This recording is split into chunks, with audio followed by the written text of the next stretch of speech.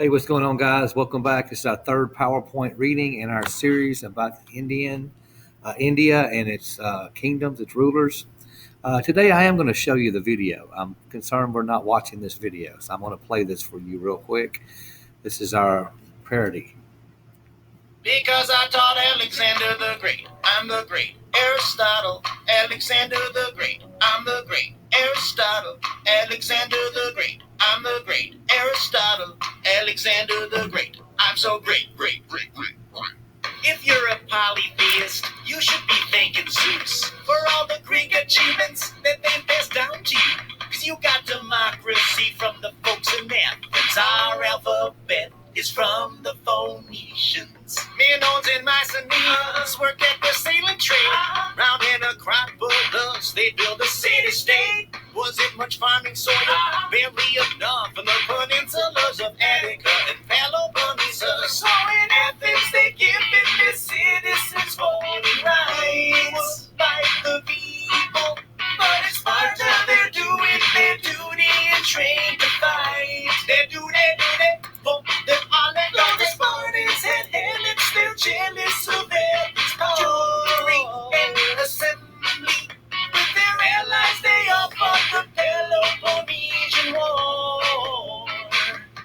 It was a battle between city-states, a battle between two city-states, a battle that ends the Golden Age, a battle where Pericles was slain by a plague. The Macedonians invaded from the north and north they lands. Philip II fought on horses' backs. The Greeks got warnings from Demosthenes the orator, but Philip's cavalry won. His son Alexander spread Greek culture through his empire.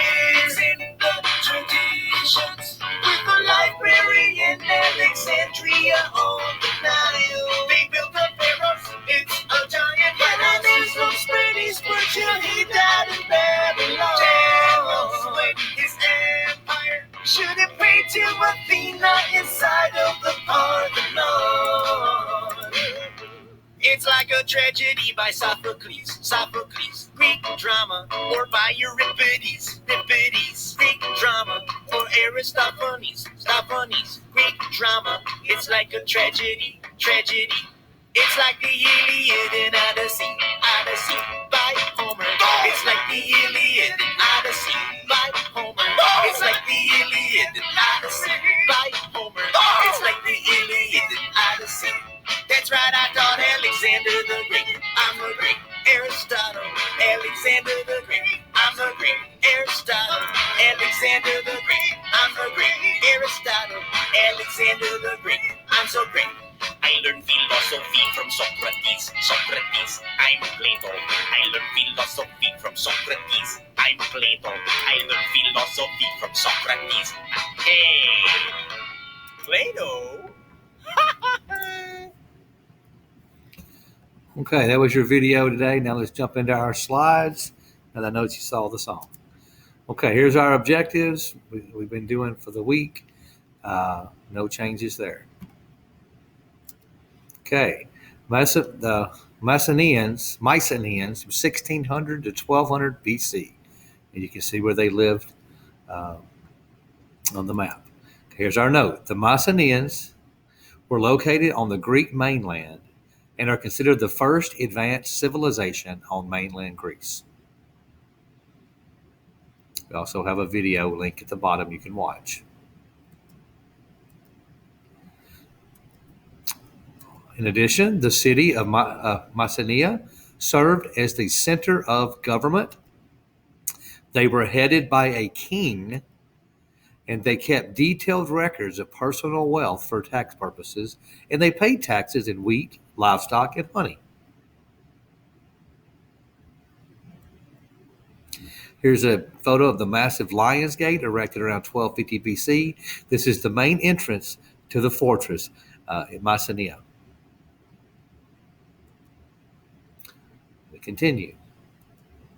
Artisans tanned leather, sewed clothes, sculpted jars for storing wine and olive oil, made bronze swords, this is still the Bronze Age after all, and ox hide shields.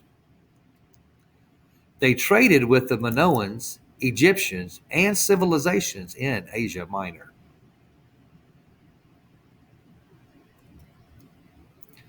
And we have a video link on this slide about the Trojan War. It's pretty neat to look at.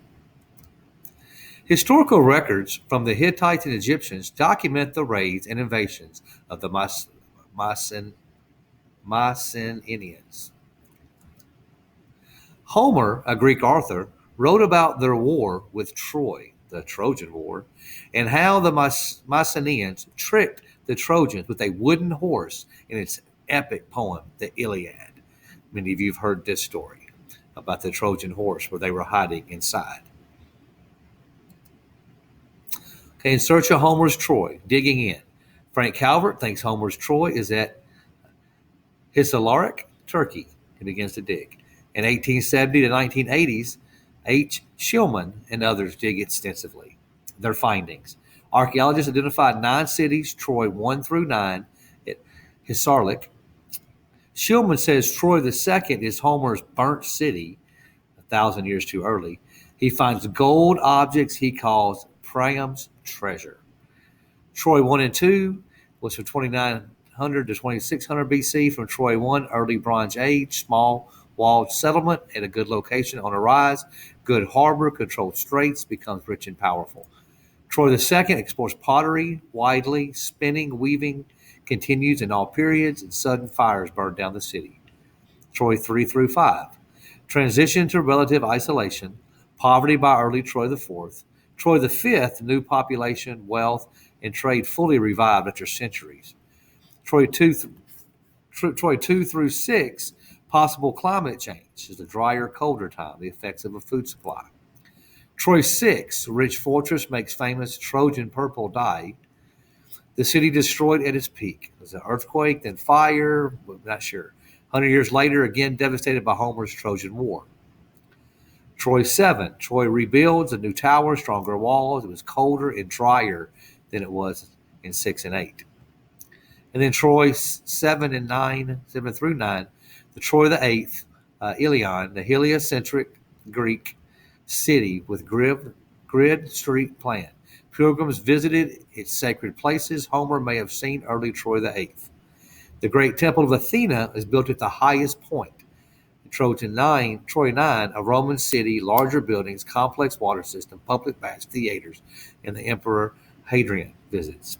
So you see lots of things have happened beneath that hill on Troy. Homer, the great Greek legend. Hundreds of years after Homer sang his epic poems, a sculptor carved into marble this idea of the poet's appearance. The Homer in the great Greek legends. The Iliad is basically the first line. The epic tale told in the Iliad is our chief source of information about the Trojan War. It goes on to talk about how it includes many fantastic stories. The star of the poem, Achilles, is the mightiest Greek warrior, has been drawn from battle, that has been unfairly treated and insulted by the commander. Now the war turns against the Greeks. Achilles stubbornly refuses to listen. Only after his best friend is killed does Achilles return to battle to strike down many Trojans. The Iliad's first word and major theme is anger, especially the anger of Achilles. The singer-storyteller calls on the goddess of memory to tell the story of how anger caused great losses and misery for Greeks and Trojans alike. The Iliad, in this scene from the Iliad, the water goddess, Thetis, mother of Achilles, brings her son new divinely forged armor. His best friend, Patroclus, dies wearing Achilles' armor. Okay, talking about Homer and the Greek legend, the Odyssey. The Odyssey tells of the many struggles of the Greek hero Odysseus on his return home to his faithful wife Penelope after the fall of Troy. On his long voyage, Odysseus encounters a sea monster. And Odysseus, the first word is man, and the story of how many sides of the man Odysseus. He's determined, resourceful hero, must overcome great odds. The Odyssey features the story of the Trojan horse, which allowed the Greeks to win their victory over Troy. The Iliad and the Odyssey reveal much about the values and culture of the ancient Greeks. The heroes display honor, courage, and eloquence, as when Achilles rallies his troops. He said, "Let not the Trojans," he cried, "keep you at arm's length, Achaeans, but go for them and fight them man to man. How valiant I may be! I cannot give chase to so many and fight all of them. Nevertheless, so far as in me lies, I will show no slackness of hand or foot, nor want of endurance, not even for a moment." So he was determined to fight to the death. There's the quote I just read. The Mycenaeans, once again, they have another video for the collapse of the Bronze Age. Now, in 1400 BC, the Mycenaeans conquered the Minoans. In the 1100 BCs, the Mycenaeans and other Bronze Age civilizations collapsed, perhaps due to internal fighting, invasions, or natural disasters. Their collapse is still a bit of a mystery. Watch the Bronze Age collapse video to get more information. And that's it, guys. Long slides today, including the video. Hope you did well on your Ed puzzle. Again, thank you for joining us, everybody, on Team 7, 8, and 9. All of you, Mr. Lockett, Ms. Krell's class, and my class, have a wonderful day, and we'll be talking to you tomorrow with our PowerPoint 4.